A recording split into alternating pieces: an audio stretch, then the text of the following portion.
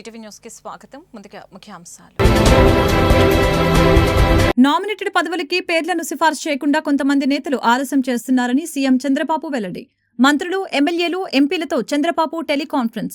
Party కోసం కష్టపడిన వారికే పదవులు అని స్పష్టీకరణ. ఎర్రబాలెంలో ఆధునీకరించిన శ్రీ భగవాన్ మహావీర్ గోశాలను ప్రారంభించిన మంత్రి నారా లోకేష్, కేంద్ర మంత్రి పెమ్మసాని చంద్రశేఖర్. మంగళగిరిలో అనేక అభివృద్ధి సంక్షేమ కార్యక్రమాలను ప్రారంభించామని లోకేష్ వెల్లడి. తెలంగాణ ప్రజాప్రతినిధుల సిఫార్సు లేఖలను అంగీకరించకపోతే టీటీడీతో తేల్చుకుంటామని బీజేపీ నేత తెలంగాణ ఎంపీ రఘునందన్ రావు వెల్లడి. శ్రీవారి దర్శనాలు కల్పిస్తామని ఇచ్చిన హామీని నెరవేర్చాలన్న బీజేపీ ఎంపీ. ఈ విషయంపై చంద్రబాబు స్పందించాలన్న బీజేపీ ఎంపీ. కూటమి ప్రభుత్వం ప్రజాప్రభుత్వమని, గత ప్రభుత్వంలాగా నిర్లక్ష్యంగా వ్యవహరించదని విజయవాడ ఎంపీ కేశినేని శివనాథ్ వెల్లడి. విభిన్న ప్రతిభావంతులకి ఉపకరణాలు పంపిణీ చేసిన కేశినేని చిన్ని నిత్యం ప్రజల చెంత ఉంటూ సమస్యల్ని పరిష్కరించేందుకు కృషి చేస్తామని ఎంపీ హామీ. నామినేటెడ్ పోస్టుల కోసం కసరత్తు చేస్తున్నామని వెల్లడించారు. పార్టీ కోసం కష్టపడిన వారికే పదవులు ఇస్తామని స్పష్టీకరించారు. పార్టీ కోసం శ్రమించిన వారి వివరాలు పంపాలని నేతలకు ఆదేశాలు జారీ చేశారు. ఏపీ సీఎం చంద్రబాబు నేడు మంత్రులు, ఎమ్మెల్యేలు, ఎంపీలు, నేతలతో టెలికాన్ఫరెన్స్ నిర్వహించారు. ఈ సందర్భంగా ఆయన మాట్లాడుతూ నామినేటెడ్ పదవుల భర్తీకి కసరత్తులు చేస్తున్నామని తెలియజేశారు. పార్టీ కోసం కష్టపడిన వారికే నామినేటెడ్ పదవులు ఇస్తున్నాం. పార్టీ కోసం శ్రమించిన వారి వివరాలను నేతలు అందజేయాలి అని చంద్రబాబు తెలియజేశారు. సరైన వ్యక్తుల్ని సరైన పదవుల్లో నియమిస్తామని తెలిపారు. ఏపీ వ్యాప్తంగా 21 ప్రధాన ఆలయాలకు చైర్మన్లను నియమిస్తామని వెల్లడించారు. కాగా నామినేటెడ్ పదవుల కోసం ఇప్పటి వరకు 60,000 దరఖాస్తులు వచ్చాయని, దరఖాస్తులన్నింటినీ నిశితంగా పరిశీలిస్తున్నామని చంద్రబాబు తెలిపారు. దరఖాస్తు పంపిన మొదటిసారి పదవి రాలేదని అనుకోవద్దని, 2 ఏళ్ల పదవీకాలం ముగిశాక మిగతా వారికి అవకాశం కల్పిస్తామని హామీ ఇచ్చారు. ఇప్పటికే నామినేటెడ్ పదవులు తీసుకున్న వారి పనితీరును పర్యవేక్షిస్తున్నట్లు తెలిపారు. మంగళగిరి నియోజకవర్గంలో అనేక అభివృద్ధి సంక్షేమ కార్యక్రమాలను ప్రారంభించామని, 100 అభివృద్ధి కార్యక్రమాలకు శ్రీకారం చుట్టామని విద్యా, ఐటీ శాఖల మంత్రి నారా లోకేష్ తెలిపారు. ఉగాది తర్వాత మొదటి విడతగా 5,000 మందికి ఇళ్ల పట్టాలు ఇస్తున్నామని చెప్పారు.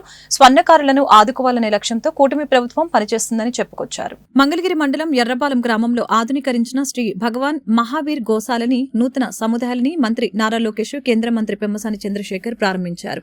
జైన్ సోదరులు ఎర్రపాలెం గ్రామంలో గత 25 ఏళ్లుగా గోశాల నిర్వహిస్తున్నారు.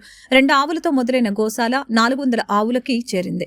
వారికి అండగా నిలబడేందుకు, వారిని ప్రోత్సహించేందుకు, వారు చేస్తున్న మంచి కార్యక్రమాలను చూసేందుకు నేను, కేంద్ర మంత్రి పెమ్మసాని చంద్రశేఖర్ గారు ఇక్కడికి రావడం జరిగిందని తెలియజేశారు. జైన్ సోదరులు చేస్తున్న కార్యక్రమాలను చూస్తుంటే చాలా ఆనందంగా ఉందని చెప్పారు. మంగళగిరిలో ఆవులన్నీ రోడ్లపై తిరిగే పరిస్థితి ఏర్పడిందని, దీనివలన ప్రజలు ఇబ్బందులు పడుతున్నారని అన్నారు. ఇప్పటికే అనేక ప్రమాదాలు జరిగాయని చెప్పారు. ఓవైపు శ్రీ భగవాన్ మహావీర్ గోశాల, మరొక వైపు లక్ష్మీ నరసింహస్వామి దేవస్థానం ఆధ్వర్యంలో కూడా గోశాలను తిరిగి ప్రారంభించడం జరిగిందని చెప్పారు. మంగళగిరి పట్టణంలో ఆవులు వీధుల్లో తిరగకుండా చర్యలు తీసుకుంటామని చెప్పారు. గోశాలలు పెడితే బాగుంటుందనే లక్ష్యంతో కూటమి ప్రభుత్వం పనిచేస్తుందని వివరించారు. మంగళగిరిలో అనేక అభివృద్ధి సంక్షేమ కార్యక్రమాలను ప్రారంభించామని చెప్పారు.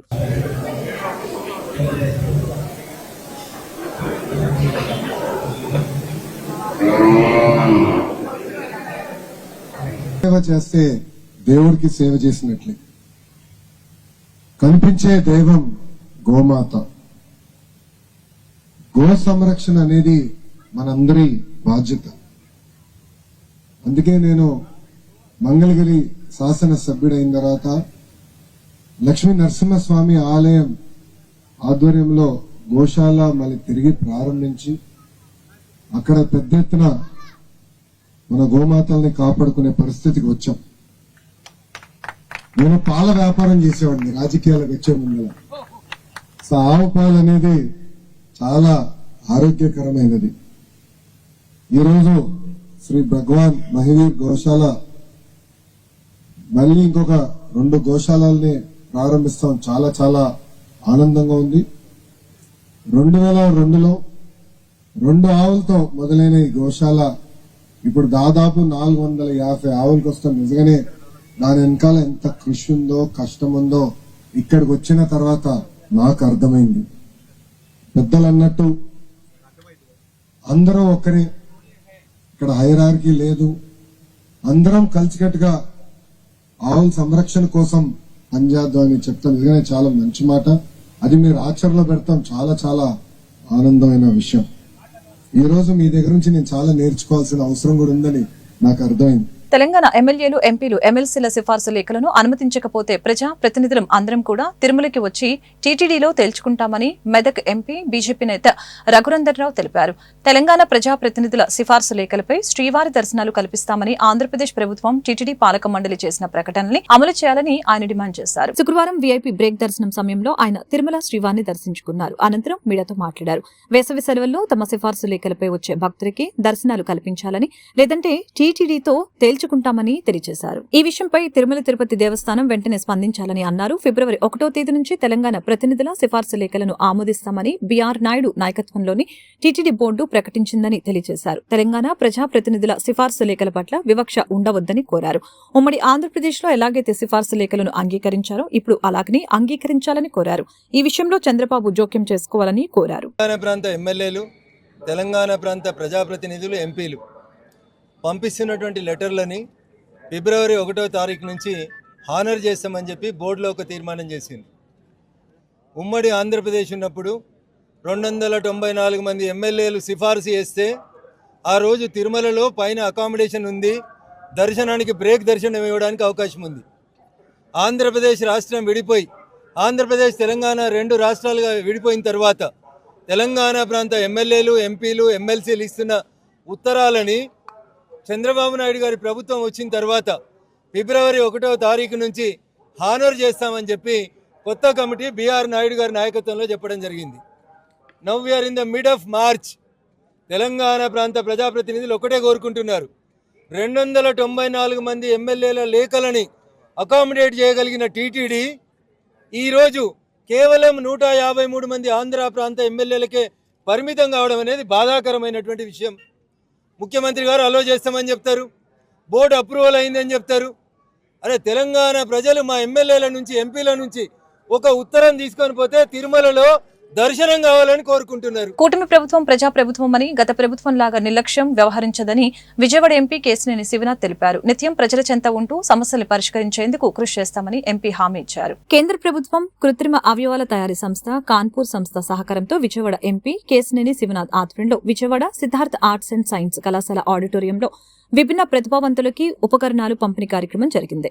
వీల్ చైర్స్, ట్రైసైకిల్, కృత్రిమ అవయవాలు పంపిణీ కార్యక్రమంలో జిల్లా కలెక్టర్ లక్ష్మీషా, తూర్పు ఎమ్మెల్యే గద్దె రామ్మోహన్, ఎంపీ కేశినేని శివనాథ్తో కలిసి పాల్గొన్నారు. విభిన్న ప్రతిభావంతులకి ఉపకరణాలు అందజేశారు. ఈ సందర్భంగా వారు మాట్లాడారు. విజయవాడ తూర్పు, పశ్చిమ, సెంట్రల్ నియోజకవర్గాల్లో 750 మంది విభిన్న ప్రతిభావంతులకి వివిధ రకాల ఉపకరణాలు పంపిణీ చేయడం జరిగిందని తెలియజేశారు. జిల్లాలో ఉన్న విభిన్న ప్రతిభావంతులందరికీ ఉపకరణాలు అందించేలా ప్రతి 3 నెలలకి ఒకసారి ఇలాంటి కార్యక్రమం నిర్వహిస్తామని చెప్పారు. 2020లో కేంద్ర ప్రభుత్వం మంజూరు చేయగా గత ప్రభుత్వం పట్టించుకోలేదని, ప్రజాప్రభుత్వం అధికారంలోకి రాకనే ఈ విషయంపై దృష్టి పెట్టామని తెలిపారు. విభిన్న ప్రతిభావంతులకు ఇవాళ వారి అవసరాలకి సరిపడా ఇవ్వడం అలింకో వారి ఆధ్వర్యంలో, అలింకో అనే ఒక సంస్థ కేంద్ర ప్రభుత్వ సంస్థ ఆధ్వర్యంలో సిఎస్ఆర్ యాక్టివిటీ కింద ఇవాళ ఇవ్వడం జరిగింది. మీరు అక్కడ గుర్తుంచుకోండి, 2022లో వీటిని సేకరించారు ఎవరెవరికి ఇవ్వాలని. కానీ గత ప్రభుత్వం దీన్ని పట్టించుకున్న దాఖలే లేవు.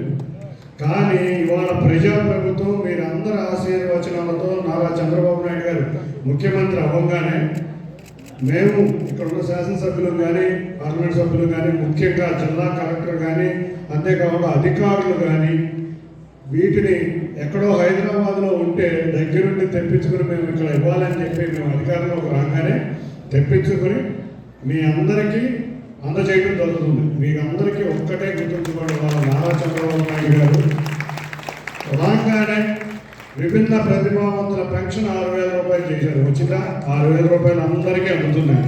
ఆయన చెప్పిన విధంగా 6,000 రూపాయలు తప్పకుండా మీరు ఏ విధంగా మా ప్రభుత్వం ఉండాలనుకుంటున్నారో అదే విధంగా. సంస్కృతి సాంప్రదాయాల్లో భాగంగా పెద్దల నుంచి ఆనవాయితీగా గత 150 సంవత్సరాల నుంచి హోలీ పండుగను ఆనందోత్సవాలతో జరుపుకుంటున్నామని లంబాడిపేట బంజారా కుల పెద్దలు స్పష్టం చేశారు.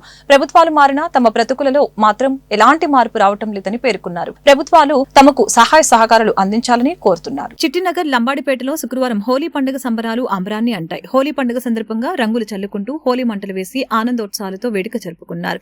లంబాడిపేట లంబాడిపేటలోని బంజారా కుల పెద్దలు దేవత్ మురళీ నాయక్, తాజ్నోతు మైనర్ నాయక్, తాజ్నోతు శ్రీనివాస్ నాయక్, తాజ్నోతు దుర్గా, తాజ్నోతు వీరన్నల ఆధ్వర్యంలో జరిగిన వేడుకల్లో వయసుకి సంబంధం లేకుండా ఆనందోత్సవాలతో హోలీ జరుపుకున్నారు. ఈ సందర్భంగా వారు మాట్లాడుతూ లంబాడిపేటలో గత 150 సంవత్సరాలుగా సంస్కృతి సాంప్రదాయాలను వదలకుండా ఆనవాయితీగా హోలీ వేడుకలు నిర్వహిస్తున్నట్లు చెప్పారు. లంబాడీలు అత్యంత పేదరికంలో మగ్గిపోతున్నారని, ప్రభుత్వాలు మారుతున్నా కూడా వారి బ్రతుకుల్లో వెలుగులు రావటం లేదని చెప్పారు. ప్రభుత్వాలు తమ బ్రతుకుల్ని బాగు చేయాలని వేడుకున్నారు. మా బంజారా సంఘం తరపున 150 సంవత్సరాల నుంచి మీ హోలీ పండుగ, బోనాల జాతర ఇలా చేస్తుంటూ వస్తున్నాము. మా పెద్దలు మాకు ఇలాగ చేయమని చెప్పేటప్పటికి వాళ్ళు ఒక దృష్టిలో పెట్టుకొని ప్రతి ఒక్క పండుగ మేము గ్రాండ్ గా చేసుకుంటాం. హోలీ గానీ బోనాలు గానీ ఇవాళ మేము మా యూత్ లంబాడిపేట కుర్రోళ్ళకి అప్పచెప్పాం కాబట్టి వాళ్ళ ఆధ్వర్యంలో, లంబాడిపేట యూత్ ఆధ్వర్యంలో ఇవాళ హోలీ పండుగ ఇంత ఇలా గ్రాండ్ గా సక్సెస్ అయింది. ఫ్యూచర్ లో మళ్ళీ బోనాలు అనేది కూడా యూత్ కే అప్పచెప్పి ఇలాగ చాలా మాకు ఉత్సాహంగా ఉంది. ఇవాళ మా యూత్ మొత్తం లంబాడిపేట యూత్ కుర్రోళ్ళు బాగా సెలబ్రేట్ చేశారు. బంజారా హోలీ ఉత్సవ కమిటీ ఆధ్వర్యంలో హోలీ సంబరాలు కుటుంబ సభ్యులతో కలిసి గత కొన్ని సంవత్సరాల నుంచి అంగరంగ వైభవంగా నిర్వహించుకోవడం జరుగుతుందని సాంఘిక సంక్షేమ శాఖ గిరిజన శాఖ ముఖ్య కార్యదర్శి ఎంఎం నాయక్ తెలిపారు. కుటుంబ సభ్యులతో కలిసి హోలీ సంబరాలు జరుపుకోవడం ఎంతో ఆనందంగా ఉందని చెప్పారు. బంజారా హోలీ ఉత్సవ కమిటీ ఆధ్వర్యంలో విజయవాడ గవర్నర్పేటలో డాక్టర్ బిఆర్ అంబేద్కర్ భవన్ లో హోలీ వేడుకలు ఘనంగా జరిగాయి. మహిళలు బంజారా వస్త్రాలతో చేసిన నృత్యాలు ఆకట్టుకున్నాయి. బంజారా సంస్కృతి సాంప్రదాయాలను భవిష్యత్తు తరాలకి తెలియచేయాలని ఈ ఉత్సవాలను నిర్వహించినట్లు తెలిపారు. ఈ వేడుకలకు ముఖ్య అతిథిగా ప్రభుత్వ సాంఘిక సంక్షేమ శాఖ గిరిజన శాఖ కార్యదర్శి ఎంఎం నాయక్ హాజరయ్యారు. బంజారా ఆఫీసర్స్ అసోసియేషన్ నాయకులు కుటుంబ సభ్యులు పాల్గొని సంతోషంగా హోలీ పండుగను జరుపుకున్నారు.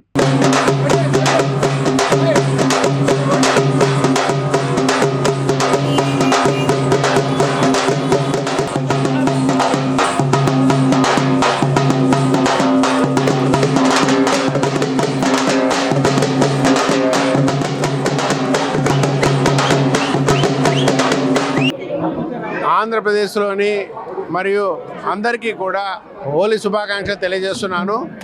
మనందరికీ తెలుసు హోలీ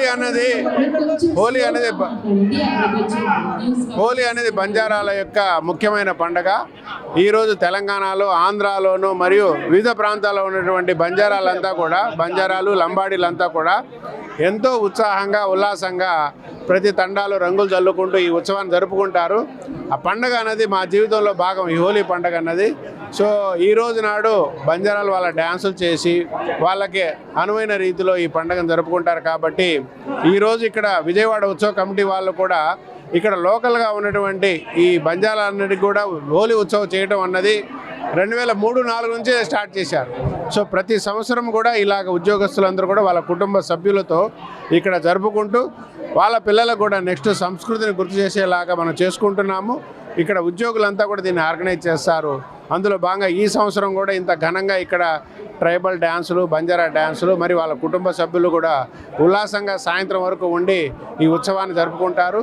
సో అందరికీ కూడా ఈ సందర్భంగా ఇక్కడ వచ్చినటువంటి అందరి కుటుంబ సభ్యులకి మరియు ఇక్కడ వచ్చిన అందరికీ కూడా హోలీ శుభాకాంక్షలు తెలియజేస్తున్నాడు. దాతల సహకారంతో అన్నదాత డొక్కా సీతమ్మ స్ఫూర్తితో అమ్మవారి భక్తులకు అన్నప్రసాదాన్ని అందజేస్తున్నామని విజయేశ్వర స్వామి నిర్వాహకులు శంకనాథం పెదపూడి వెంకట్రావు స్పష్టం చేశారు. శ్రీ సాయి కృష్ణ సంస్థ నిర్వాహకులు పూరిల్లి కృష్ణ సహకారంతో హోలీ పౌర్ణమి నాడు అన్న సందర్పణ చేస్తున్నట్లు తెలిపారు. ప్రతి నెల ఇక్కడ అన్న సంతర్పణ చేయబడును. విజయేశ్వర స్వామి అన్న సంతర్పణ డొక్కా సీతమ్మ గారి ఆశయాలతోనే ఈ రోజు హోలీ పౌర్ణమి, లక్ష్మీ పౌర్ణమి సందర్భంగా వందలాది మందికి భక్తులకి అన్న సంతర్పణ చేయబడును. ఇది నాది నేనంటూ ఏమీ కాదు. ఇది ఒక సంస్థ, శ్రీ సాయి కృష్ణ సంస్థ ద్వారా ఈ నెల అన్న సంతర్పణకి అందరూ సహకరించి ఈ ఉభయదాత కృష్ణ గారు ట్రస్ట్ కి అధినేత, ఆయన ద్వారా ఇది జరగబడును. ప్రతి నెల జరుగుతుంది. ఇది ఎంతో అదృష్టాన్ని భావిస్తున్నాం మేము.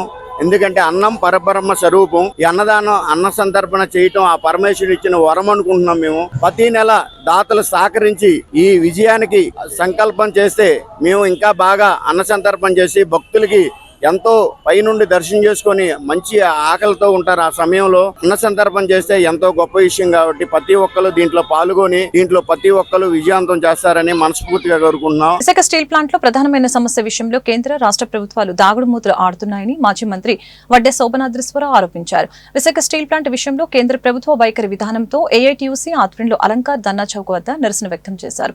ఈ సందర్భంగా మాజీ మంత్రి వడ్డే మాట్లాడారు. విశాఖ స్టీల్ ప్లాంట్ ప్రైవేటీకరణ జరపమంటూ చెబుతూనే ఉన్న కేంద్ర రాష్ట్ర ప్రభుత్వాలు ఆచరణలో కార్యాచరణ చేయడం లేదని మండిపడ్డారు. రాష్ట్రంలో ఈ విషయంపై తీర్మానం ఎందుకు చేయట్లేదని, స్టీల్ ప్లాంట్ నిర్మాణంపై నిధులు ఎందుకు కేటాయించలేదని ప్రశ్నించారు.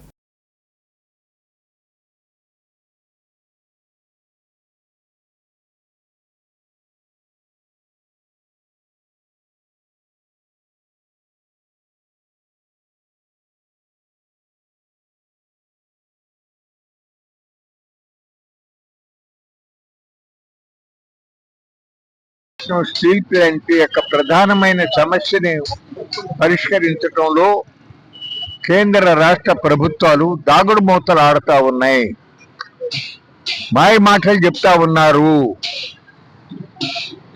ప్రైవేటు పరం కానివ్వు అని అంటున్నారే తప్ప ఆచరణలో దానికి కావాల్సినటువంటి కార్యాచరణ తీసుకోవటంలా. ఉదాహరణకి రాష్ట్ర ప్రభుత్వం అసెంబ్లీలో తీర్మానం చేస్తానికి ఏం అడ్డంకి ఉంది? మొన్న మీరు ఎన్నికల ముందు వాగ్దానం చేశారుగా, మరి దాన్ని అమలు చెయ్యాలి కదా. కాబట్టి అసెంబ్లీలో విశాఖపట్నం స్టీల్ ప్లాంట్ ని ప్రైవేటైజ్ చేయడానికి వీల్లేదని తీర్మానం చేయండి. దానికి అవసరం అయినది, దానికి ఉన్న ఏకైక సమస్య సొంత గనులు లేకపోవటం. ఆ గనులు కేటాయించాలని తీర్మానం చేయండి. రెండోది, ప్రకాశం జిల్లాలోను అనంతపురం జిల్లాలో మన రాష్ట్రంలో ఉన్నటువంటి ఇనుప గనుల్ని కాస్త తక్కువ క్వాలిటీ అయినప్పటికీ కూడా, కొంత ఖర్చు అయినప్పటికీ అసలు లేని దానికన్నా అది మెరుగు, కొంతవరకు ఉత్పత్తి వ్యయం తగ్గుతుంది.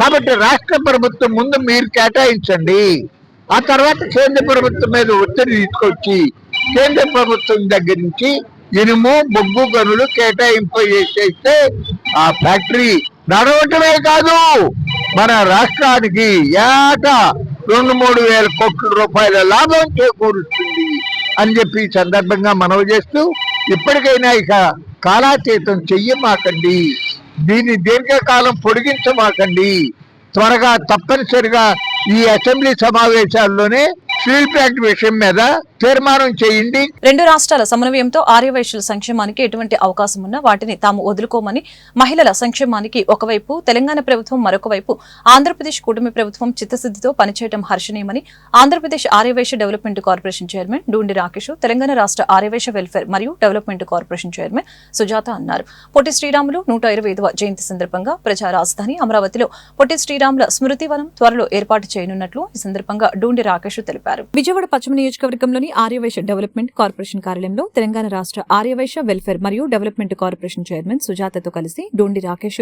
ఆర్యవైశ్యులతో ఆత్మీయ సమావేశం నిర్వహించారు. ఈ సందర్భంగా Aryavysya development corporation chairman Rakesh మాట్లాడారు. తెలుగుదేశం ప్రభుత్వం అధికారంలోకి వచ్చిన తర్వాత ఆర్యవైశ్యులకి అనేక సంక్షేమ పథకాలను ప్రవేశపెట్టిందని, గత ప్రభుత్వం ఆర్యవైశ్యుల సంక్షేమాన్ని చిన్నచూపు చూసిందని, అందుకనే ఎన్నికల్లో ఆర్యవైశ్యులందరూ కూటమి ప్రభుత్వానికి మద్దతు తెలిపారని తెలిపారు. ఈ కార్యక్రమంలో ముఖ్య అతిథిగా పాల్గొన్న తెలంగాణ రాష్ట్ర Aryavysya development corporation chairman Sujatha మాట్లాడారు. రెండు రాష్ట్రాల సమన్వయంతో ఆర్యవైశ్యుల సంక్షేమానికి ఎటువంటి అవకాశం ఉన్నా వాటిని తాము వదులుకోమని చెప్పారు. మహిళల సంక్షేమానికి ఒకవైపు తెలంగాణ ప్రభుత్వం, మరొక వైపు ఆంధ్రప్రదేశ్ కూటమి ప్రభుత్వం చిత్తశుద్ధితో పనిచేయడం హర్షణీయమని ఆమె పేర్కొన్నారు. ఆర్థికంగా వెనుకబడిన ఆర్యవైశ్యులు, చిరు వ్యాపారులు, వారికి ప్రభుత్వం తోడ్పాటుపై రెండు రాష్ట్రాల చైర్మన్లుగా మేము ఏకతాటిపై పనిచేస్తామని స్పష్టం చేశారు. ముఖ్యంగా ఈ నెల మార్చి 16వ తారీఖు 2025 నుంచి మార్చి 16, 2026 సంవత్సరం వరకు కూడా పొట్టి శ్రీరాములు గారి 125వ జయంతి ఉత్సవాలను ప్రారంభించబోతా ఉన్నాం. అనేక సంఘాలని కలుపుకుంటూ, ఒక ఆర్యవైశ్యులే కాకుండా మిగిలిన ప్రజా సంఘాలన్నింటినీ కూడా కలుపుకుంటూ పొట్టి శ్రీరాములు గారి గొప్పతనాన్ని, పొట్టి శ్రీరాములు గారు రాష్ట్రానికి చేసిన త్యాగాన్ని, రాష్ట్రంలోని వివిధ నియోజకవర్గాల్లో, వివిధ ప్రాంతాల్లో, వివిధ జిల్లాల్లో అనేక కార్యక్రమాలు సంవత్సరం పాటు చేయాలని ఒక ప్రణాళిక రూపొందిస్తూ ఉన్నాం. స్వయంగా ముఖ్యమంత్రి నారా చంద్రబాబు నాయుడు గారు ఈ ప్రణాళికని ఈ నెల 16వ తారీఖున ప్రకటించే అవకాశం ఉంది. కాబట్టి దానికి సంబంధించిన ఇన్ఫర్మేషన్ అంతా ముఖ్యమంత్రి గారు తెలియజేస్తారని మీ అందరికీ కూడా తెలియజేస్తా ఉన్నా. ఆర్యవైశ్య కార్పొరేషన్ చైర్మన్గా శ్రీ కల్వ సుజాత గారు తెలంగాణ నుంచి ఇక్కడికి వచ్చారు కాబట్టి వారికి అనేక వివరాలు చెప్పడం జరిగింది. వారిని కూడా మీడియాను ఉద్దేశించి మాట్లాడవలసి. మీడియా సోదరులకి, అలాగే ఆంధ్రప్రదేశ్ ఆర్యవైశ్య కార్పొరేషన్ చైర్పర్సన్ అయినటువంటి డూండి రాకేష్ గారికి కూడా శుభాభినందనలు తెలియజేస్తూ, ఈరోజు అమ్మవారి దర్శన అనంతరం రాకేష్ గారి గృహానికి వెళ్ళి ఆ తర్వాత ఆఫీస్కి వచ్చి అనేక రకాలైనటువంటి కార్పొరేషన్కి సంబంధించి డెవలప్మెంట్లు విత్ ఇన్ షార్ట్ టర్మ్లో వారు చేస్తున్నటువంటి డెవలప్మెంట్లు ప్రభుత్వం మీద ఒత్తిడి తీసుకొచ్చి ప్రేమతో కానివ్వండి ఒత్తిడితో కానీ ఆర్యవైశ్యులు పేద ఆర్యవైశ్యులకి న్యాయం జరగాలనే విధానం, కొట్లాడే విధానం కానీ అడిగే విధానం కానీ నెరవేర్చుకునే విధానం చూసి చాలా సంతృప్తి చెందాను. మా రాష్ట్రంలో కూడా ఇక్కడ జరుగుతున్నటువంటి అభివృద్ధిని మరి మేము కూడా ఇంప్లిమెంట్ చేయాలి, మా ముఖ్యమంత్రి గారికి అలాగే మా ప్రభుత్వానికి విన్నవించుకోవాలి, మా ఆర్థిక శాఖ మంత్రి భట్టి గారికి అలాగే మా ముఖ్యమంత్రి రేవంత్ రెడ్డి గారి దగ్గర తీసుకొని వెళ్ళి అడగాలనే ఉద్దేశం చాలా మనసు నిండా ఉండింది. మా శాఖ కూడా తెలంగాణలో వైశ్య కార్పొరేషన్ శాఖ కూడా ముఖ్యమంత్రి గారు అలాగే భట్టి గారి కింద ఉండడము, వారు చైర్మన్ కావడము, వీరు మంత్రిగా ఉండడము మా అదృష్టంగానే భావిస్తున్నాం. ఏ నిధులు అడిగినా కూడా వారిద్దరి కిందనే ఉంటాయి కాబట్టి డెఫినెట్గా ఒక ప్రెస్టేజ్ ఇష్యూగా తీసుకొని పేద ఆర్యవైశ్యులకి సహాయము సహకారము అందిస్తారనే ఉద్దేశంతో నాకు తొలి వైశ్య కార్పొరేషన్ చైర్పర్సన్గా చేసినందుకు వారికి ధన్యవాదాలు తెలియజేస్తూ, ఇక్కడ మరి ఏదైతే వాసవి మాత జన్మస్థలం ఉంది కాబట్టి పెద్ద అవకాశం దూండి రాకేష్కి రాగలిగింది. అలాగే పొట్టి శ్రీరాములు గారు ఆంధ్రప్రదేశ్ వాసి, ఇక్కడ జన్మించినటువంటి వ్యక్తి కాబట్టి వారికి సేవ చేసేది అయినా సరే వారి పేరుని ఈరోజు ప్రపంచవ్యాప్తంగా చాటి చెప్పే అవకాశం కూడా వారికి కలిగినందుకు అమ్మవారి ఆశీస్సులు ఉన్నందుకు ముందుగా రాకేష్ని నేను అభినందిస్తున్నాను. ఏదైతే వాసవి మాత ఆత్మార్పణ దినోత్సవాన్ని ప్రభుత్వం బంగారు వజ్రాభరణం రంగంలో గత 40 సంవత్సరాల అనుభవం కలిగిన శ్రీనివాస్ సాయి గోల్డ్ డైమండ్స్ తమ నూతన షోరూమ్ ని నగరంలోని గవర్నర్పేటలో అందుబాటులోకి తీసుకుని వచ్చారు. హోల్సేల్ గోల్డ్ డైమండ్స్ వ్యాపారంలో తమకెంతో అనుభవం ఉందని, తమ కస్టమర్లకి ప్రత్యేకమైన డిస్కౌంట్లతో అధునాతన బంగారు ఆభరణాలు అందుబాటులోకి తీసుకువచ్చామని Srinivas gold diamond MD Atmakuru Venkata Jagan Mohan Rao తెలిపారు. ఈ నెల 31 వరకు బంగారం వజ్రాలు కొనుగోలు చేసిన వారికి డిస్కౌంట్లతో పాటు ప్రత్యేక ఆఫర్లను అందుబాటులోకి తీసుకుని రావడం జరిగిందని పేర్కొన్నారు. నగరంలోని Governorpet photo city centre building లో నూతనంగా ప్రారంభించిన శ్రీనివాస్ సాయి గోల్డ్ డైమండ్స్ జ్యువెలరీలో బంగార ఆభరణాలు కొనుగోలు చేసిన వారికి ప్రత్యేక ఆఫర్లు, ప్రత్యేకమైన డిస్కౌంట్లు కస్టమర్లకి అందుబాటులోకి తీసుకుని వచ్చారు. ఈ సందర్భంగా Srinivas gold diamond MD Venkata Jagan Mohan Rao మాట్లాడారు. జ్యువెలరీ వ్యాపార రంగంలో గత 40 సంవత్సరాల నుంచి ఎంతో అనుభవం ఉందని చెప్పారు. హోల్సేల్ జ్యువెలరీ వ్యాపార రంగంలోకి ప్రవేశించి వారం రోజులు అవుతుందని తెలిపారు. తమ జ్యువెలరీ షోరూంలో ఆభరణాలు కొనుగోలు చేసిన వారికి 5 శ్రీవాణి టికెట్లు, బైకు, కారు, విదేశీ ప్రయాణం వంటి ఆఫర్లను కస్టమర్లకి అందుబాటులోకి తీసుకుని రావడం జరిగిందని చెప్పారు.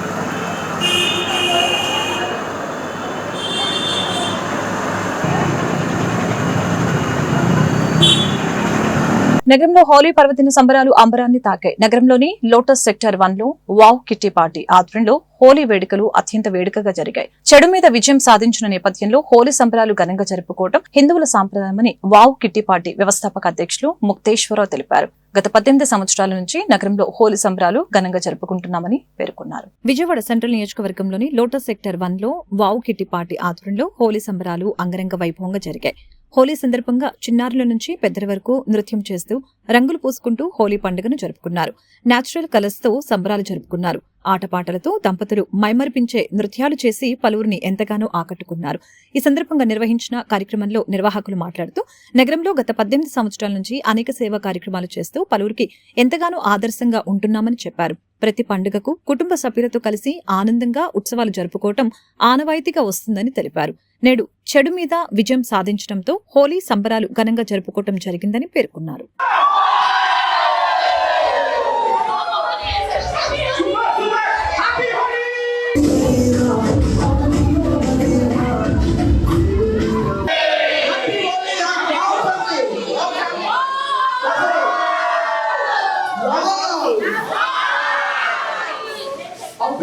అందరికీ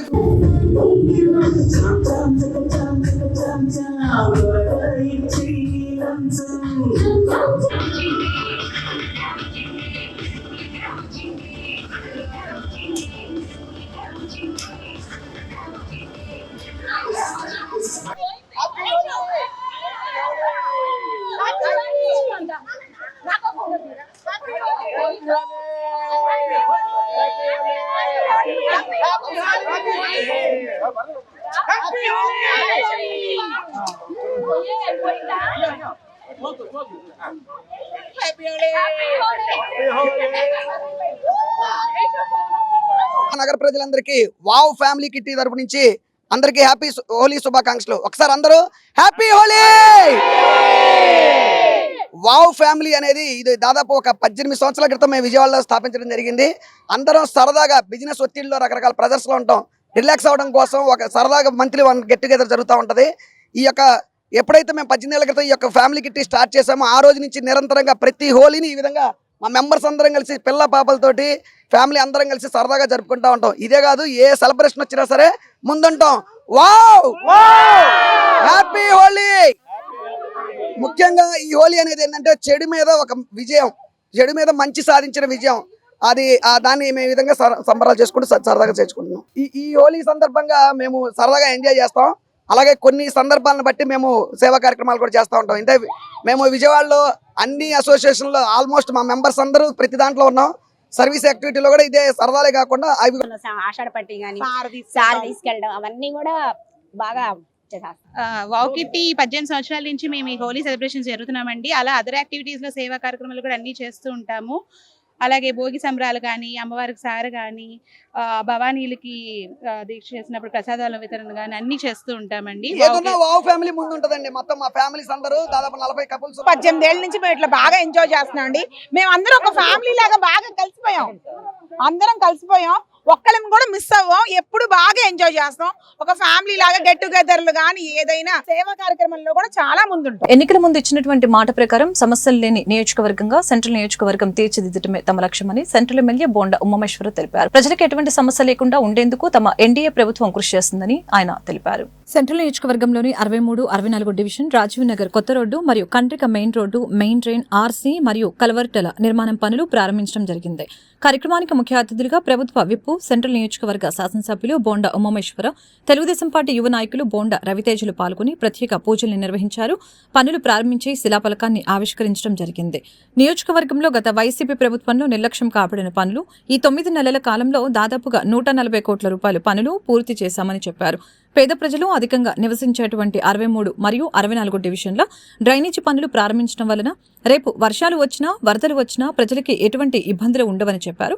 ఈరోజు 14 కోట్ల రూపాయలతో బ్యాలెన్స్ ఉన్న పనులకి టెండర్ల ద్వారా తెలియచేయడం జరిగిందని తెలియజేశారు. ఈ ఒక్కటే 7 కోట్ల రూపాయలతో శంకుస్థాపన చేయడం జరిగిందని, నియోజకవర్గంలో ప్రతి డివిజన్లో ఉన్నటువంటి సమస్యల మీద తనకి పూర్తి అవగాహన ఉందని, పెండింగ్లో ఉన్న పనులన్నీ కూడా రాష్ట్ర మంత్రి నారాయణ, మున్సిపల్ కమిషనర్, సీఈకి, ఎస్సీ దృష్టికి ఇప్పటికే ఉంచడం జరిగిందని, ఎప్పటికప్పుడు మంత్రులతో, అధికారులతో సమావేశాలు నిర్వహించి నియోజకవర్గ అభివృద్ధి కోసం నిరంతరం కృషి చేస్తామని చెప్పారు.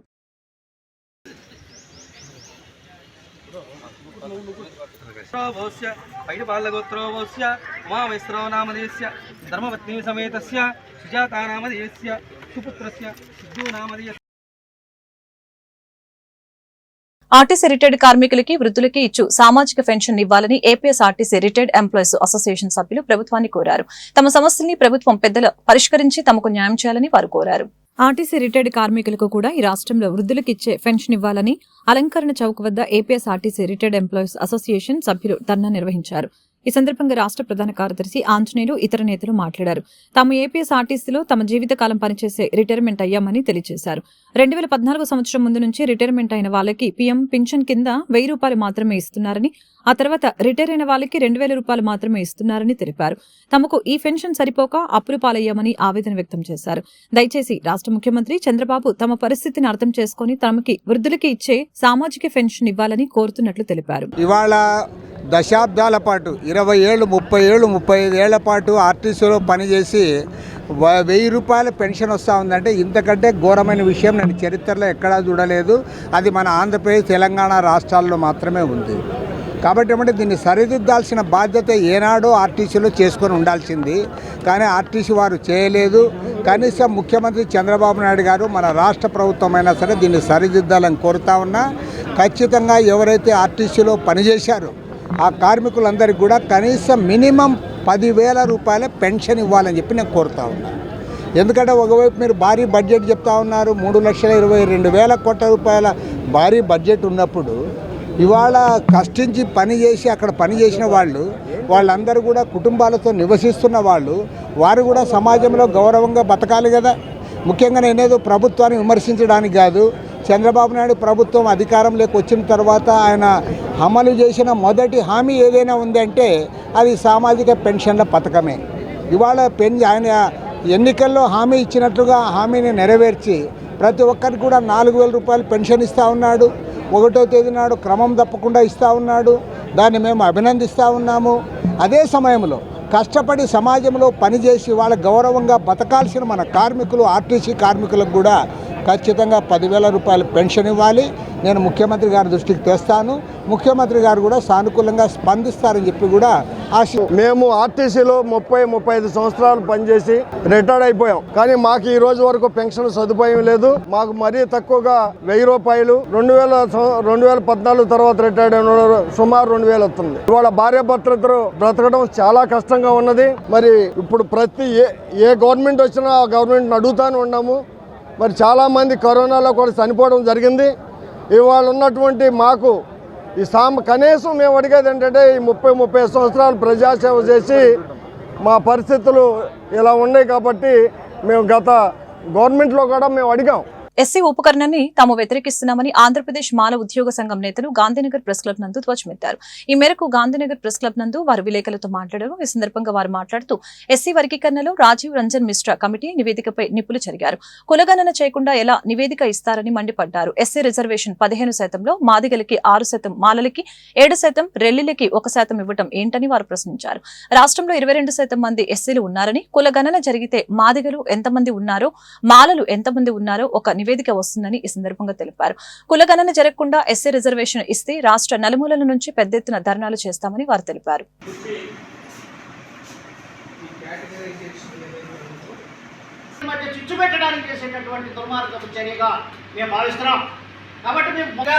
అన్ని కులాలు 1200 ఎస్సీ కులాలని ఒక షెడ్యూల్లో చేర్చి ఆ షెడ్యూల్కి ప్రెసిడెన్షియల్ ఆర్డర్గా మార్చి ప్రెసిడెంట్ సంతకం చేసి పెట్టినటువంటి ఈ యొక్క లిస్ట్, కులాలను ఏకం చేసినటువంటి సమైక్యమైనటువంటి లిస్ట్ అది. అలాంటి కులాలని ఎలా విభజిస్తారు మీరు? మీకు ఏ అధికారం ఉంది? ఒక రాష్ట్రపతి ఏర్పాటు చేసినటువంటి రాజ్యాంగం ద్వారా సవరణ చేయాలి తప్ప మీరు రాష్ట్ర ప్రభుత్వానికి అధికారం కాబట్టి వాళ్ళకి రిజర్వేషన్ లేదంటే ఎలా కుదురుతుంది? మీరు 1000 సంవత్సరాలు ఈ దేశంలో మరి అక్కడ కులాలే మాత్రమే విద్యా హక్కులు, ఉపాధి హక్కులు, అన్ని రకాలైన హక్కులు అనుభవించి, ఆస్తి హక్కులు అనుభవించి మీరు వేలాది సంవత్సరాలు అనుభవించినటువంటి హక్కుల్ని మేము కనీసం 100 సంవత్సరాలు కూడా అనుభవించొద్దా? కాబట్టి ఇది తప్పుడు విధానం. కాబట్టి మీరు చెప్పేటటువంటి క్రీమీ లేయర్ కానీ, మీరు చెప్పేటటువంటి మరి వర్గీకరణ విధానం కానీ ఇది తప్పుడు తడక. మీరు చేసినటువంటి డేటా అసలు తీయలేదు. మీరు డేటా తీయకుండా మరి వెబ్సైట్లోకి ఎలా అప్లోడ్ చేశారంటే, మీరు ఎలా అప్లోడ్ చేస్తారు? డేటా ఎక్కడది మీకు? ఈ డేటా గత ప్రభుత్వం నవరత్నాల కోసం తీసిన డేటాని మీరు ఎస్సీ క్లాసిఫికేషన్కి వాడుకుంటూ అప్లోడ్ చేస్తారా? ఇది ఎంత తప్పుడు విధానం అండి. దాని పారామీటర్స్ ఏంటి, దీని పారామీటర్స్ ఏంటి, దానికి ఉన్నటువంటి మరి కులాల విభజన ఎలా ఉంటుంది, దీనికి ఉన్నటువంటి కులాల విభజన ఎలా ఉంటుంది అనేది చూడకుండా మీరు ఏ బేసిస్లో మీరు చేశారు? అది కాకుండా చేసినటువంటి వాళ్ళు ఎవరు? వాలంటీర్లు చేశారు. వాలంటీర్లు ఏమైనా ప్రభుత్వమా? వాలంటీర్లు చేసిన దానికి ఏమైనా శాస్త్రీయత ఉందా? చట్టబద్ధత ఉందా? వాలంటీర్లకి ఎవరు? వాలంటీర్లు అనేటువంటి ప్రైవేట్ వ్యక్తులు చేసినటువంటి డేటాని మీరు ఏ రకంగా అది ప్రభుత్వం ఆమోదం చేస్తుంది? కాబట్టి అలాంటి డేటాని మేము ఆమోదించాం, దాన్ని తిప్పి కొడతాం. ఇవన్నీ కూడా వార్తలు ముగించే ముందు ముఖ్యాంశాలు మరొకసారి. నామినేటెడ్ పదవులకి పేర్లను సిఫార్సు చేయకుండా కొంతమంది నేతలు ఆలస్యం చేస్తున్నారని సీఎం చంద్రబాబు వెల్లడి. మంత్రులు, ఎమ్మెల్యేలు, ఎంపీలతో చంద్రబాబు టెలికాన్ఫరెన్స్. పార్టీ కోసం కష్టపడిన వారికే పదవులు అని స్పష్టీకరణ. ఎర్రబాలెంలో ఆధునీకరించిన శ్రీ భగవాన్ మహావీర్ గోశాలను ప్రారంభించిన మంత్రి నారా లోకేష్, కేంద్ర మంత్రి పెమ్మసాని చంద్రశేఖర్. మంగళగిరిలో అనేక అభివృద్ధి సంక్షేమ కార్యక్రమాలను ప్రారంభించామని లోకేష్ వెల్లడి. తెలంగాణ ప్రజాప్రతినిధుల సిఫార్సు లేఖలను అంగీకరించకపోతే టీటీడీతో తేల్చుకుంటామని బీజేపీ నేత తెలంగాణ ఎంపీ రఘునందన్ రావు వెల్లడి. శ్రీవారి దర్శనాలు కల్పిస్తామని ఇచ్చిన హామీని నెరవేర్చాలన్న బీజేపీ ఎంపీ. ఈ విషయంపై చంద్రబాబు స్పందించాలన్న బీజేపీ ఎంపీ. కూటమి ప్రభుత్వం ప్రజాప్రభుత్వమని గత ప్రభుత్వంలాగా నిర్లక్ష్యంగా వ్యవహరించదని విజయవాడ ఎంపీ కేశినేని శివనాథ్ వెల్లడి. విభిన్న ప్రతిభావంతులకి ఉపకరణాలు పంపిణీ చేసిన కేశినేని చిన్ని నిత్యం ప్రజల చెంత ఉంటూ సమస్యని పరిష్కరించేందుకు కృషి చేస్తామని ఎంపీ హామీ. ఈ వార్తలు ఇంతటితో సమాప్తం. మరొక బులెటిన్లో మళ్ళీ కలుద్దాం. నమస్కారం.